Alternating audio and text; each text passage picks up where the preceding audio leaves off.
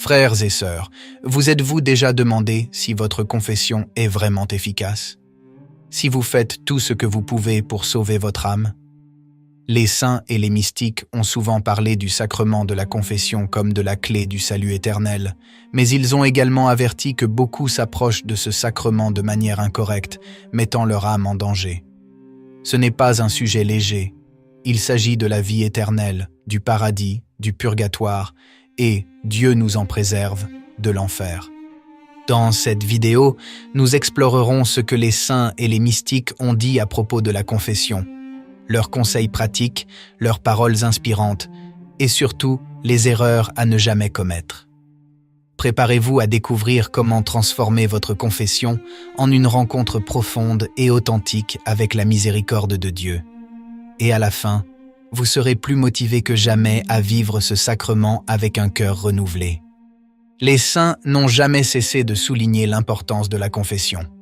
Ce sacrement a été décrit comme un immense cadeau que Dieu offre pour le salut des âmes, mais il est nécessaire de le vivre avec sincérité et contrition. Sainte Faustine Kowalska nous invite à voir dans la confession une rencontre avec l'amour miséricordieux de Dieu. Elle disait: dans la confession, l'âme rencontre le plus grand amour. Ici, les misères de l'âme sont immergées dans l'océan de la miséricorde divine. Cela signifie que la confession n'est pas un simple rituel, mais un moment où notre cœur est lavé et renouvelé. Sainte Faustine conseillait de prier l'Esprit Saint avant de commencer un examen de conscience, demandant à Dieu de révéler même les péchés les plus cachés, ceux que nous avons souvent tendance à ignorer.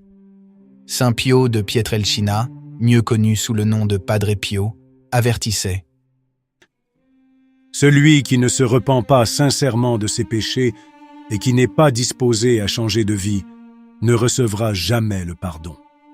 Pour lui, la confession était un acte d'humilité et de vérité devant Dieu. Il insistait sur l'importance d'aborder ce sacrement avec un cœur contrit, soulignant qu'aucun péché n'est trop grand pour la miséricorde de Dieu, mais qu'il est essentiel de ne rien cacher par honte ou peur. Il disait souvent qu'il vaut mieux confesser un péché plusieurs fois que de le garder caché. Saint Léopold Mandic, connu pour son dévouement au confessionnal, enseignait que la confession fréquente n'est pas seulement une pratique utile, mais nécessaire pour progresser dans la vie spirituelle. Il disait: un cœur qui se confesse souvent reste un cœur pur. Selon lui, s'approcher régulièrement de ce sacrement aide à combattre les tentations et à vivre plus près de Dieu. Saint Jean-Marie Vianney, le curé d'Ars, soulignait également l'importance de la sincérité dans la confession.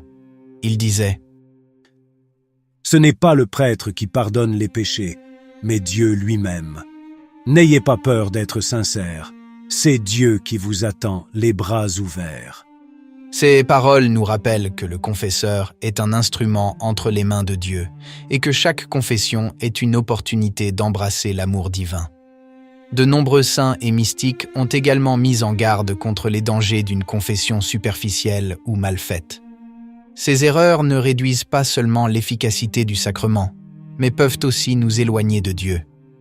Saint Jean-Marie Vianney était très clair à ce sujet. Un péché caché est un péché non confessé. On ne peut pas tromper Dieu. La sincérité est fondamentale pour recevoir le pardon et commencer un véritable chemin de conversion. Padre Pio refusait souvent de donner l'absolution à ceux qui ne montraient pas un repentir sincère. Il disait: la confession n'est pas une formalité, c'est une transformation du cœur. Cela nous enseigne que sans un vrai regret des péchés commis, nous ne pouvons pas expérimenter la grâce de la réconciliation. Sainte Thérèse d'Avila recommandait de prendre le temps nécessaire pour examiner sa conscience. Elle disait: une confession superficielle est comme laver une tache avec peu d'eau. Elle ne disparaît jamais complètement. Cela signifie que nous devons être diligents dans notre préparation à la confession, en reconnaissant honnêtement chaque aspect de notre vie qui a besoin du pardon de Dieu. Saint Léopold Mandic mettait en garde contre la pratique de se confesser uniquement dans les moments cruciaux de la vie. Il disait que la confession fréquente aide à maintenir l'âme en état de grâce et à éviter de retomber dans le péché. La confession fréquente est comme une douche spirituelle qui purifie et renouvelle. Sainte Catherine de Sienne avertissait. Ne sous-estimez jamais la valeur de la pénitence que le confesseur vous donne. C'est une aide pour guérir l'âme et renforcer votre volonté contre le péché. La pénitence n'est pas une punition, mais une opportunité de montrer à Dieu notre désir de changer. Pour vivre une confession authentique, les saints suggèrent quelques étapes fondamentales. Sainte Faustine conseillait de demander au Seigneur la lumière pour voir même les péchés les plus cachés. Jésus, montre-moi ce qui te déplaît en moi, même ce que je ne peux pas voir. Cet examen ne doit pas être fait avec anxiété, mais avec la confiance que Dieu est toujours prêt à nous pardonner.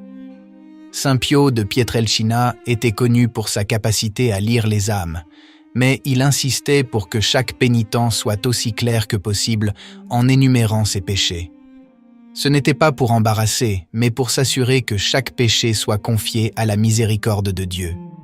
Saint François de Sales enseignait que le repentir est le cœur de la confession.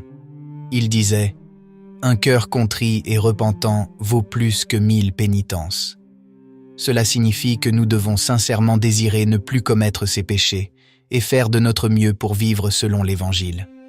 Sainte Thérèse d'Avila recommandait de remercier Dieu par une prière spéciale et de demander la grâce de ne pas retomber dans les mêmes péchés. Après la confession, le cœur est comme un champ fraîchement labouré. Priez pour que Dieu y sème de bons fruits.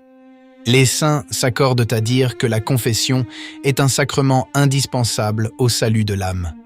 Ce sacrement est une porte ouverte à la grâce et à la miséricorde de Dieu, une chance de recommencer chaque fois que nous tombons.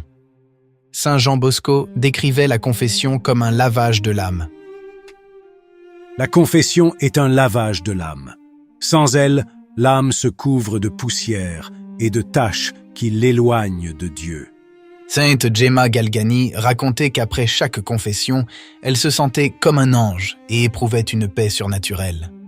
La confession est le lieu où Dieu renouvelle l'âme. Cela montre à quel point la confession peut avoir un effet profond sur notre vie spirituelle. Saint Paul VI, dans l'un de ses discours, soulignait que la confession est le sacrement qui manifeste le plus l'amour miséricordieux de Dieu. C'est le lieu où la justice et la miséricorde se rencontrent. Maintenant, c'est à toi. Ne laisse pas passer cette opportunité.